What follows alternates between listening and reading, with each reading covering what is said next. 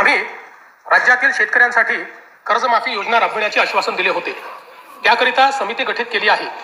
राज्यातील 30 सप्टेंबर 2025 रोजी पीक कर्ज थकीत असणाऱ्या पात्र शेतकऱ्यांना 2 लाख रुपयापर्यंत कर्जमाफी देणारी पुण्यश्लोक अहिल्यादेवी होळकर शेतकरी कर्जमाफी योजना मी आज जाहीर करीत आहे.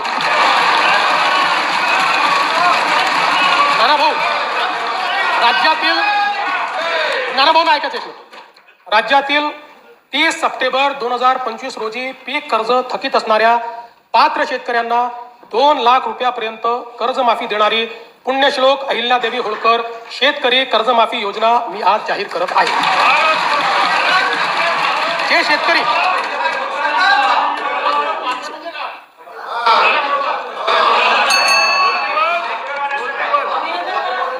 तुम्ही पण जाहीर केलं तर पात्रच म्हटलं होतं, पात्रच म्हणावं लागतं, अपात्राला देता येते. ऐका पुढे अजून संपलं नाहीये. अरे अजून संपलं नाही, थांबा रे बाबा. शांत बसा, शांत बसा. जे शेतकरी कर्ज घेऊन नियमित परतफेड करतात अशा शेतकऱ्यांना प्रोत्साहन देण्याच्या हेतूने नियमित कर्ज परतफेड केलेली असल्यास अशा पात्र शेतकऱ्यांना 50,000 रुपयापर्यंत प्रोत्साहनपर लाभ देण्यात येईल. कर्जमाफी तसेच प्रोत्साहनपर लाभ देण्याबरोबर कोकणाला हे जास्त महत्वाचं आहे, कारण कोकणातले लोक सगळे कर्ज परत करतात.